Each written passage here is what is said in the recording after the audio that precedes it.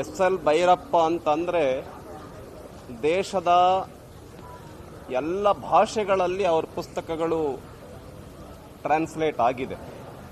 ಒಬ್ಬ ಮಹಾನ್ ಸತ್ಯಾನ್ವೇಷಕ ಎಸ್.ಎಲ್. ಭೈರಪ್ಪ.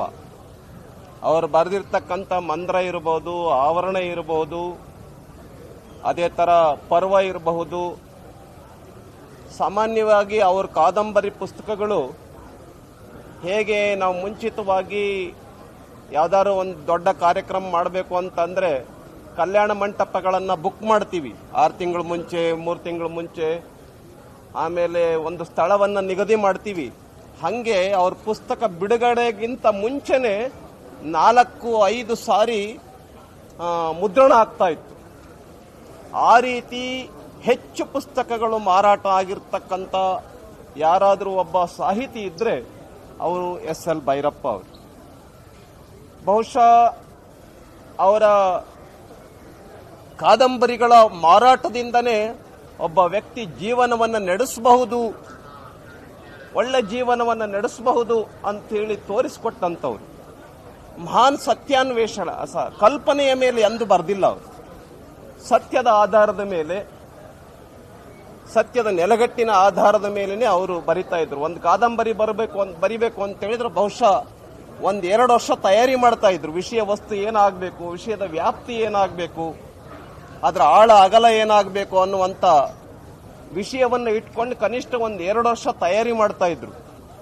ಹೀಗೆ ಒಬ್ಬ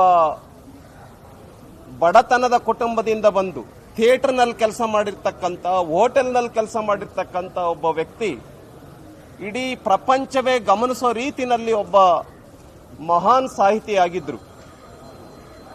ಹಾಗಾಗಿ ಅವ್ರ ಕೈನಲ್ಲಿ ಕಲಿತಿರ್ತಕ್ಕಂಥ ವಿದ್ಯಾರ್ಥಿಗಳೇನೆ ಪುಣ್ಯವಂತರು.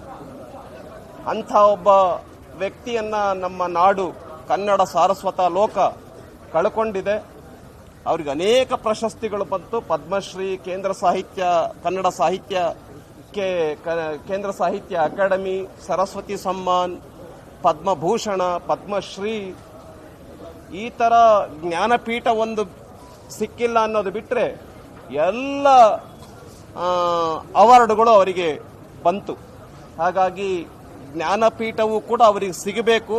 ಹಾಗಾಗಿ ಇದನ್ನ ಯಾರು ಜ್ಞಾನಪೀಠವನ್ನು ಕೊಡಬೇಕು, ಅವರ ಮರಣೋತ್ತರ ಜ್ಞಾನಪೀಠ ಸಿಗಬೇಕಾಗಿದೆ. ಅದೇ ತರ ಕರ್ನಾಟಕ ರಾಜ್ಯ ಸರ್ಕಾರ, ನಮ್ಮ ನಾಡು ಇವತ್ತು ಮಹಾನ್ ಸಾಹಿತಿಯನ್ನ ಕಳ್ಕೊಂಡು ಕನ್ನಡ ಸಾರಸ್ವತ ಲೋಕ ಬಡವಾಗಿದೆ. ಹಾಗಾಗಿ ಅವರ ಸ್ಟ್ಯಾಚ್ಯೂವನ್ನು ನಿರ್ಮಾಣ ಮಾಡಬೇಕು. ಮೈಸೂರಿನಲ್ಲಿನೋ ಬೆಂಗಳೂರಿನಲ್ಲಿನೋ ಎಲ್ಲಾದರೂ ಒಂದು ಕಡೆ ಒಳ್ಳೆಯ ಸ್ಥಳದಲ್ಲಿ ನಿರ್ಮಾಣ ಮಾಡಬೇಕು ಅಂಥೇಳಿ ನಾನು ಸರ್ಕಾರವನ್ನು ಮನವಿ ಮಾಡ್ತೇನೆ. ಎಸ್.ಎಲ್. ಭೈರಪ್ಪನವರನ್ನು ಕಳ್ಕೊಂಡಿರ್ತಕ್ಕಂಥ ಕುಟುಂಬ ಮತ್ತು ನಾಡಿನ ಅವರ ಅಭಿಮಾನಿಗಳು ಎಲ್ಲರಿಗೂ ಕೂಡ ಆ ದುಃಖವನ್ನು ಸಹಿಸಿಕೊಳ್ತಕ್ಕಂಥ ಸಾಮರ್ಥ್ಯವನ್ನು ಭಗವಂತ ಕರುಣಿಸಲಿ ಅಂಥೇಳಿ ನಾನು ಈ ಸಂದರ್ಭದಲ್ಲಿ ಹೇಳೋದಕ್ಕೆ ಬಯಸ್ತೇನೆ.